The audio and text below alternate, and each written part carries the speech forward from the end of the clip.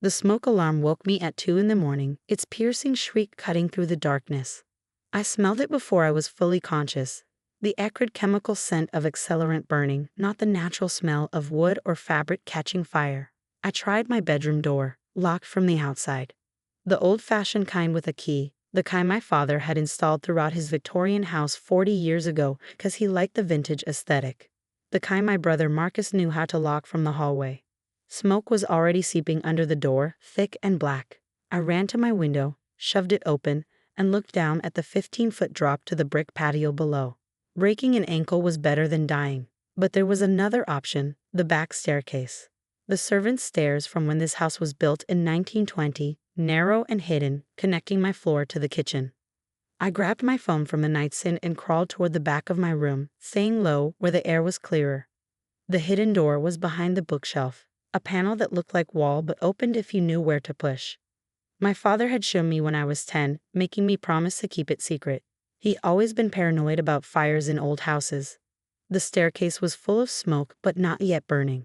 I felt my way down in complete darkness, one hand on the wall, foam in the other. The door at the bottom opened into the kitchen. I stumbled out, gasping, my lungs screaming for clean air. Through the kitchen window, I saw my mother's Mercedes parked across the street, interior light on. She was sitting in the driver's seat, watching the house. Just watching. I didn't stop to process what that meant. I ran out the back door into the yard, into the cold November air, and called 911. The fire department arrived within 6 minutes. Police came with them. By the time the fire was contained, the entire second floor was destroyed. My childhood bedroom was gone.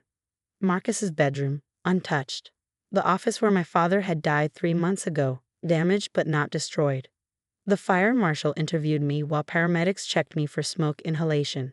I told him about waking up locked in, about the accelerant smell, about escaping through the servants' stairs. I told him about my mother's car parked across the street. "You're saying someone locked you in and started the fire deliberately?" he asked, his expression carefully neutral. "My brother Marcus. He's the only other person with keys to those bedroom locks." "Where is your brother now?" "I don't know. He doesn't live here. I'm the only one who lives here since my father died." The police found Marcus 2 hours later at his apartment 12 miles away. They brought him in for questioning. His story was that he'd been home all night, hadn't been anywhere near the house. He seemed genuinely shocked when they told him about the fire. His phone's GPS data told a different story. He'd been parked 2 blocks from the house from 1:45 until 2:20 a.m. Security cameras from a neighbor's house showed his car driving past at 1:50, then returning at 2:15. My mother's story was even less believable. She claimed she'd been driving around unable to sleep, happened to be passing by when she saw smoke, and stopped to see if anyone needed help. When they showed her the timestamp proving she'd been parked there for 30 minutes before the fire started, she changed her story. She said she'd been worried about me, wanted to check on me, but didn't want to disturb me so late, so she sat in her car trying to decide what to do. They arrested Marcus on suspicion of arson. They arrested my mother as an accessory after determining she'd been in contact with him by phone immediately before and during the fire. The forensic analysis of their phone records showed text messages between them that evening, though both had deleted them. Phone company records showed the messages existed. Data recovery specialists would eventually retrieve the content. I was in the hospital for 2 days for smoke inhalation treatment. The detective assigned to the case, a methodical woman named Detective Sarah Vance, came to interview me on the second day. "We need to understand motive," she said, sitting beside my hospital bed with a notepad. "Why would your brother want to harm you?" "My father's estate," I said. Marcus thought he was inheriting everything. Thought. The will left everything to both of us equally. But there wasn't much in the will, just the house and about $200,000 in savings. The real money my father moved before he died. Detective Vance's pen stopped moving. Moved it where? Into an irrevocable trust. $12 million established 18 months before his death. I'm the sole trustee and primary beneficiary. Marcus was supposed to receive a distribution of $100,000 per year for 10 years, contingent on certain conditions. After that, nothing. The bulk of the estate was mine. Did your brother know about this trust? No. My father specifically kept it confidential. He didn't want Marcus knowing because he was worried about exactly this kind of reaction. What conditions were attached to your brother's distributions? I handed her a folder I brought from home before the fire, documents I've been keeping with me since my father's death. No criminal convictions, no drug use. Maintaining stable employment. Attending family therapy sessions. My father was trying to force Marcus to get his life together. If he violated any condition, his distributions stopped and that money reverted to the trust permanently. Detective Vance read through the trust documents. So your brother thought he was inheriting millions, but actually he was getting $100,000 a year if you behaved, and you got everything else. He didn't even know about the trust. He thought the house and savings were all there was, and we'd split it 50-50. He was wrong on both counts. When did you plan to tell him about the trust? My father's estate attorney was supposed to tell him at the final estate settlement meeting next week. The trust was already established and funded. There was nothing to contest. It was just a matter of informing Marcus about his conditional distributions. She looked up from the documents. So your brother tried to kill you for an estate that doesn't exist the way he thinks it does. Apparently. The next few weeks were consumed by investigation and legal proceedings. The data recovery specialists retrieved Marcus's deleted text messages. They were damning. Conversations with our mother about how they could handle the estate situation. Marcus saying I was in the way of him getting what he deserved. My mother suggesting that accidents happen in old houses, especially with faulty wiring. They planned it, not well, but deliberately. Marcus would lock me in, start a fire, and make it look like an electrical problem. Our mother would be nearby as an alibi witness, ready to testify she'd seen nothing suspicious. They'd split my share of the inheritance, which they calculated at around $6 million based on the house's value and what they assumed were my father's assets. They had no idea about the trust. No idea that what they were trying to steal didn't exist in the form they imagined. The district attorney charged Marcus with attempted arson and conspiracy to commit. My mother faced charges of conspiracy to commit and accessory before the fact. The evidence was overwhelming. The GPS data, the phone records, the deleted messages, my mother's presence across the street, Marcus's movements matching the timeline of the fire. Marcus's attorney tried to negotiate a plea deal, 20 years for attempted with the possibility of parole. The DA's office consulted me. It's your decision ultimately, the prosecutor told me. We can take this to trial, probably win, and he'll get 25 to 30 years. Or we can accept the plea, guarantee 20 years, and save the cost of a trial. What about my mother? She's negotiating separately. Her attorney is arguing she didn't know Marcus would actually go through with it, that she thought he was just venting. We're offering her 8 years if she testifies against Marcus, 10 if she doesn't. She sat in her car and watched the house burn knowing I was inside. I said, that's not didn't know. That's participation. I agree. But proving what she knew versus what she claimed she knew is harder than proving what Marcus did. In the end, Marcus took the plea deal, 20 years, eligible for parole after 17. My mother refused to testify against him and got 10 years. The estate settlement happened while they were awaiting sentencing. Marcus's attorney attended via video conference from the jail. My mother attended in person, released on bail pending her sentencing hearing.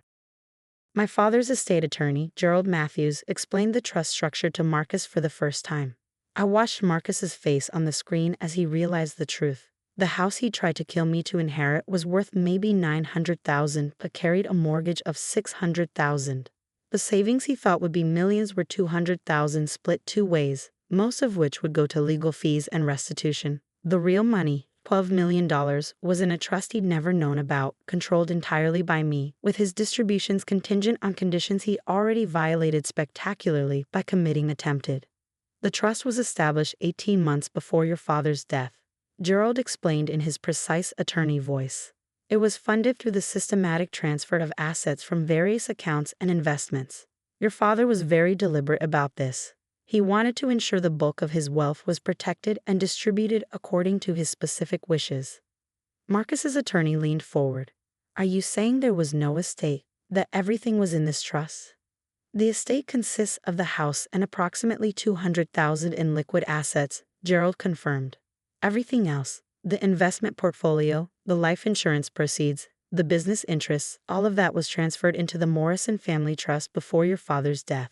It's completely separate from the probate estate. The trust documents specify that any beneficiary convicted of a felony loses all distributions permanently, Gerald continued, looking directly at the screen showing Marcus's face. Those funds revert to the primary beneficiary, which is your sister. Additionally, any beneficiary who causes harm to another beneficiary forfeits all interest in the trust. So even if you were to appeal your conviction successfully, which seems unlikely given the evidence, you would still have no claim to any trust funds due to your documented actions toward your sister. Marcus said nothing. His attorney said nothing. There was nothing to say. Furthermore, Gerald continued, the house will be sold to pay your legal defense costs and the restitution your sister is entitled to for property damage and emotional distress. After legal fees and restitution, there will be approximately $40,000 remaining from the estate, which would normally be split between both children. However, given that your criminal actions directly caused the property damage, your sister is entitled to your share as additional restitution. My mother's face had gone white. She understood none of this. She had helped her son try her daughter for money that didn't exist in any form they could access. The trust account freezing happened 2 weeks later, though not in the way Marcus and my mother had feared. They'd never had access to the trust accounts because they'd never known the trust existed, but they had both opened credit cards and taken out loans based on their expected inheritance. They'd spent money they thought was coming, running up debt against an estate they'd never actually inherit. When their creditors discovered there was no inheritance, that the estate was effectively insolvent after legal fees and restitution, they froze every account Marcus and my mother had, trying to recover what they could. My mother's car was repossessed. Her house went into foreclosure. Marcus had nothing to freeze. He'd spent everything. I attended both sentencing hearings. Marcus showed no remorse, still convinced I'd somehow cheated him. My mother cried and apologized, saying she'd been manipulated by Marcus and hadn't understood what was happening. The judge didn't believe her. Neither did I. The house sold 6 months later. After paying all the legal fees, repair costs, and restitution, there were $38,000 left. It went to me. Marcus got nothing. My mother got nothing. The trust continued generating income through my father's carefully structured investments. I hired a financial advisor to manage it, keeping only what I needed to live comfortably and reinvesting the rest. I bought a small house in a different state, something modest and safe, nothing like the Victorian mansion where I'd almost died. Marcus will be eligible for parole when he's 53. My mother will be out when she's 68. I've already written letters to the parole board explaining that I consider them both ongoing threats to my safety. I've documented everything. I have restraining orders prepared for when they're released. People ask me sometimes if I've forgiven them, if I plan to reconcile eventually. Family is family, they say. But family tried to burn me alive for money they didn't even understand. Family locked a door and lit a fire and watched from a car while their daughter and sister almost died. Some things don't deserve forgiveness. Some relationships don't deserve reconciliation.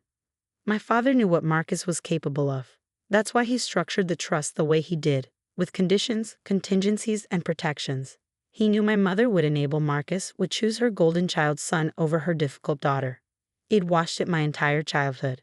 He couldn't protect me from the immediate aftermath of his death, but he protected me from the long-term consequences. He made sure that when they showed their true nature, when they revealed exactly who they were and what they were willing to do, they'd have nothing to gain from it. The money they tried to kill me for was already mine. The fortune they thought they'd split was structured to protect me from them. The inheritance they believed would make them rich was designed to reveal their character and strip them of everything. My father's last gift to me wasn't just $12 million. It was the certainty that when Marcus and my mother finally faced consequences for a lifetime of abuse, manipulation, and, ultimately, attempted, they have no one to blame but themselves. They burned down a house for money that was never theirs. They destroyed their own lives trying to steal what they could never have. And I survived with everything my father meant for me to have: his fortune, his house, and the freedom from ever having to see either of them again.